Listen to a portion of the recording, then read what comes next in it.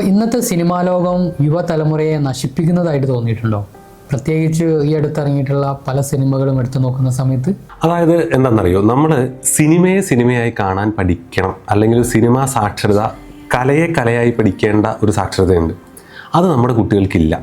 പ്രത്യേകിച്ച് social media ഇങ്ങനെ തീപാറിച്ചുകൊണ്ടിരിക്കുന്ന ഒരു കാലഘട്ടത്തിൽ നമ്മൾ മാസിന് അല്ലെങ്കിൽ അതുപോലുള്ള വലിയ വലിയ തീപ്പൊരി ഐറ്റംസ് അതേപോലെ തന്നെ നമ്മൾ ഫോളോ ചെയ്യാൻ കാണിക്കുന്ന ഒരു വ്യഗ്രതയുണ്ട്.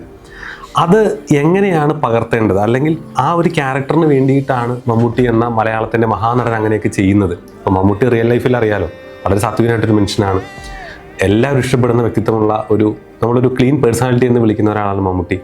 നമുക്കൊക്കെ ഇഷ്ടമുള്ളൊരു നടനാണ്.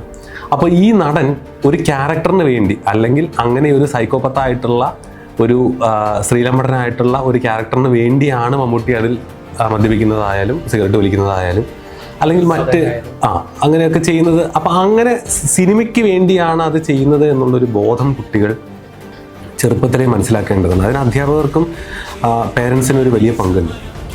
ഇപ്പോൾ നമ്മൾ ആദ്യം പറഞ്ഞ പോലെ പലപ്പോഴും ഇവർ പിയർ ഗ്രൂപ്പിലൊക്കെ ഇത് ഭയങ്കര ഒരു മാസമായിട്ടൊക്കെ ആഘോഷിക്കപ്പെടുന്ന ഒരു സംഭവം ഉണ്ടാവും. പുകവലിക്കുന്നതും മദ്യപിക്കുന്നതും ഒക്കെ, അല്ലെങ്കിൽ സിഗറോട് മോശമായി പെരുമാറുന്നത്. അത് കലയ്ക്ക് വേണ്ടിയിട്ടാണ് എന്നുള്ളൊരു ബോധം കുട്ടികളുടെ ഉള്ളിൽ ഇൻസ്റ്റിൽ ചെയ്യുക എന്നുള്ളതാണ്. ഒരു ബോധപൂർവമായ ശ്രമം ആവശ്യമാണ്. അല്ലാതെ നമുക്കൊരു മമ്മൂട്ടിയെയോ അല്ലെങ്കിൽ സംവിധായകനെയോ സിനിമയെയോ കുറ്റം പറഞ്ഞിട്ട് കാര്യമില്ല. സിനിമ ഈസ് ആൻ ആർട്ട്, അതൊരു ആർട്ടിൻ്റെ മീഡിയമാണ് എന്നുള്ള രീതിയിൽ മനസ്സിലാക്കി എടുക്കേണ്ടത് അതിൻ്റെ ആവശ്യകത.